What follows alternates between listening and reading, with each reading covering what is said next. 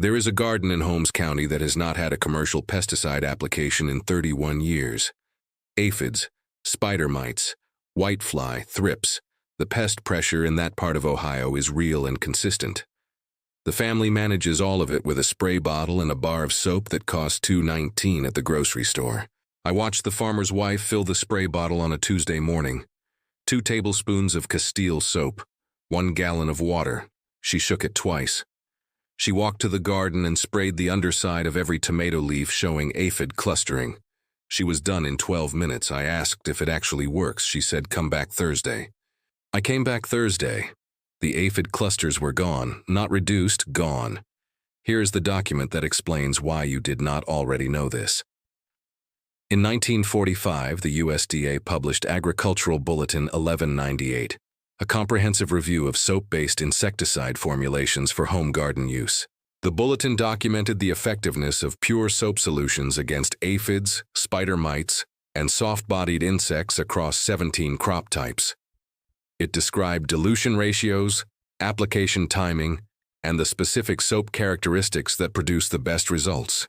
It was distributed to county extension offices across the country. That same year, DDT became available for civilian agricultural use following its military application during World War II. DDT killed everything. It killed it fast. It killed it with one application. The chemical companies that had manufactured munitions during the war pivoted to agricultural chemicals with the same production infrastructure and the same government relationships. By 1948, DDT and the organochlorine compounds captured the agricultural pesticide market. The 1945 USDA Bulletin recommending soap solutions became a historical document rather than an active recommendation. By 1972, when DDT was banned in the United States after Rachel Carson's Silent Spring and the documented evidence of its environmental persistence, the agricultural chemical industry had already developed the replacement compounds, organophosphates, carbamates, and eventually pyrethroids. The soap solution never came back to mainstream guidance because there was no industry to advocate for it. You cannot patent soap. You cannot build a recurring revenue model on a product that costs $2.19 and lasts an entire season. The Amish never adopted DDT. They never adopted the organophosphates. They never adopted the pyrethroids. The soap solution from the 1945 bulletin stayed in the family book because it worked in 1945, and it still works today, for the same reason it worked then. Castile soap kills soft-bodied insects through physical mechanism rather than chemical toxicity. This distinction is the most important thing. It is the reason soap-based pest control does something no synthetic pesticide can do. It cannot generate resistance. Here is how it works. Castile soap is a pure vegetable oil soap, traditionally made from olive oil, now commonly from coconut or palm oil, with no synthetic additives. When dissolved in water and applied to an insect's body, the soap molecules disrupt the waxy cuticle layer that covers the exoskeleton. The cuticle is the insect's primary barrier against water loss. When the soap disrupts it, the insect loses water rapidly from its body surface. It also disrupts the insect's ability to breathe through the spiracles, the small openings in the exoskeleton through which insects exchange gas. The combined effect of cuticle disruption and spiracle blockage causes the insect to die within minutes of thorough soap coverage. This is a physical process. The soap is not poisoning the insect's nervous system or disrupting its hormones the way synthetic pesticides do. It is physically damaging the insect's body surface. There is no genetic adaptation that makes an insect resistant to physical damage. An aphid cannot evolve a cuticle that is impermeable to soap disruption and still function. The mechanism cannot be circumvented through natural selection. Synthetic pesticides work through specific biochemical targets, like inhibiting enzymes or targeting receptors in the nervous system. Each of these targets can be modified through genetic mutation, without necessarily compromising the insect's survival. The mutation that changes the receptor structure slightly is the one that survives pesticide exposure. Over generations, the population shifts toward resistance. The soap's target is the cuticle itself. The cuticle is not a biochemical receptor. It is structural. Modifying cuticle structure enough to resist soap would compromise every other function it performs, including the structural integrity of the insect's body. There is no viable mutation pathway to soap resistance. This is why the Holmes County garden has not had a meaningful pest infestation in 31 years of consistent soap spray management. Pests arrive, but they don't survive the spray and don't produce resistant offspring. The soap is as effective today as it was in 1945, when the USDA bulletin first described its power. The dilution ratio is the variable that most determines whether soap spray works or damages the plant.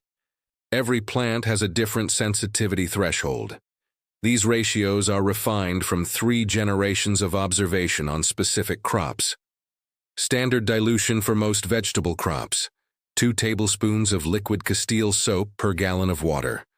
This produces a 1.5% soap solution. Effective against aphids, spider mites, thrips, and whitefly on tomatoes, peppers, beans, cucumbers, and most brassicas. For sensitive crops like squash, melon, and cucumber, reduce to 1 tablespoon per gallon. These crops have a lower cuticle tolerance. Standard dilution can cause leaf tip burn on these plants, particularly in hot weather. For heavy infestations, increase to 3 tablespoons per gallon maximum.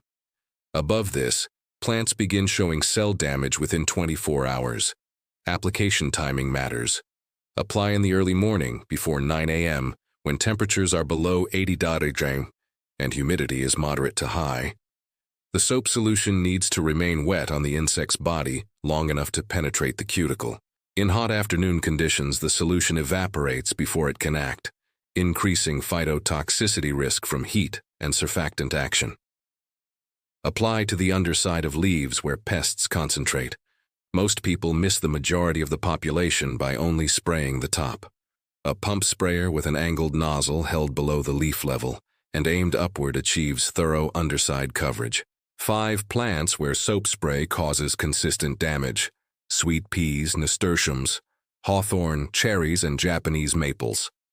For these, use a diluted neem oil solution, 1 tablespoon per gallon with a few drops of soap as an emulsifier. This achieves pest control through hormonal disruption that does not affect the plant cuticle. Reapplication schedule: every 5 to 7 days during active pest pressure. Soap spray has no residual effect once it dries. It kills what it contacts at the time of application. Eggs laid after the spray hatch without exposure. The 5 to 7 day schedule interrupts the reproductive cycle by treating each new hatch before they reach maturity. I want to address the $14 organic insecticidal soap at the garden center, specifically because it is being sold as a premium product. The active ingredient is identical to what is in the $2.19 bar of Castile soap found at your local grocery store. Leading commercial products like Safer Brand or Garden Safe list potassium salts of fatty acids as their active ingredient. Potassium salts of fatty acids are simply the chemical name for liquid Castile soap. These products are approximately 2% active ingredient in water. The remaining 98% is water with minor additives.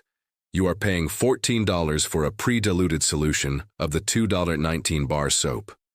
Dr. Bronner's Pure Castile soap contains potassium salts of coconut oil, palm kernel oil, and olive oil, functionally identical to the commercial sprays. The liquid form costs $4.99 for 8 ounces, which is enough to make approximately 40 gallons of spray solution at standard dilution. The $14 commercial product makes only 1 gallon. You are paying a 14 to 17 times markup just for the dilution step. The Holmes County family uses the bar form. They grate a small amount into hot water to dissolve it, then add it to the sprayer. The grating step takes 90 seconds. The savings against the commercial product is $13.75 per gallon of spray solution. 3 bars of Castile soap per season for complete pest management costs $6.57. Commercial equivalents would cost $80 to $120 per season. Over 20 years, that's over $400 saved by using a grocery store product that has been available since 1858. The 1945 USDA Bulletin describes exactly this in formal language. It was written 80 years ago based on generations of knowledge. Drop in the comments what pest problem you have been dealing with: aphids, spider mites, whitefly, or thrips. Tell me the crop and the pest, and I will give you the exact dilution and timing for your specific situation. The $14 bottle and the $2.19 bar are the same thing. One tells you on the label, the other markets the water. The soap hasn't changed since 1858. The markup appeared in 1975. The Amish never participated in that market. They still buy the bar.